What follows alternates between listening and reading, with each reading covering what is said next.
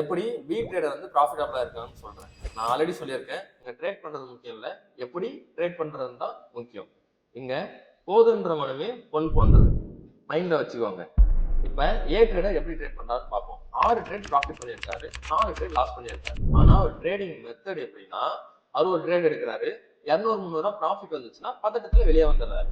ஆனா இதுவே லாஸ் போகுது, 500 லாஸ் போகுது, ஸ்டாப் லாஸ் ஹிட் ஆயிடுச்சு, பட் அவர் வெளியே வர மாட்டாரு. என்ன பண்ணுவாருன்னா 500 வந்து 0 ஆகட்டும், அந்த பிரேக் எவன் ஆகட்டும், நான் வெளியே வந்தேன்னு சொல்லிட்டு வெயிட் பண்ணுவார். ஆனால் அந்த 500 வந்து 1000 போகும். அந்த 1000 போறப்ப இப்பயும் வெளியே வர மாட்டார். ஸோ அந்த 1000 வந்து 500 வரட்டும் அப்படின்னு சொல்லிட்டு அப்பயும் வெயிட் பண்ணார்.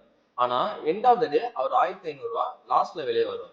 ஆனா ப்ராஃபிட் வந்து ஜஸ்ட் ஒரு 300 ருபீஸ் தான் பண்ணுவார். ஸோ இப்ப 6 ட்ரேட் நம்ம ஆவரேஜா 500 ருபீஸ் ப்ராஃபிட் பண்றாருன்னு வச்சிருப்போம். அப்ப 6 ட்ரேட் இன்ட்டு 500 வந்து 3000 ருபீஸ் ப்ராஃபிட். ஆனா 4 ட்ரேட் அவர் 1000 லாஸ் பண்றாரு. அப்ப 4 ட்ரேட் 1000 லாஸ் பண்றப்ப 4000 லாஸ் ஆகுது. எண்ட் ஆஃப் த வீக் அவரு 1000 லாஸ்ல இருக்காரு. பி ட்ரேடர் எப்படி ப்ராஃபிட்டபிளா பண்றாரு சொல்றேன். ஸோ பி ட்ரேடர் என்ன பண்றாருன்னா, முன்னாடியே அவர் ரிஸ்க்கும் சரி ரிவார்டும் சரி ஃபிக்ஸ் பண்ணிடுறாரு.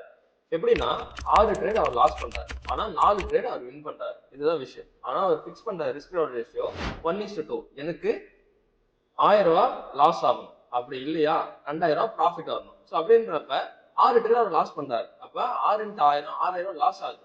ஆனால் 4 ட்ரேட் அவர் வின் பண்றாரு, 4 ட்ரேட் இன்ட்டு 2000. ஸோ 8000 அவருக்கு வந்து ப்ராஃபிட். ஓகேவா? ஸோ அப்ப எண்ட் ஆஃப் த வீக் அவரு 2000 ப்ராஃபிட்டபிளா இருக்காரு.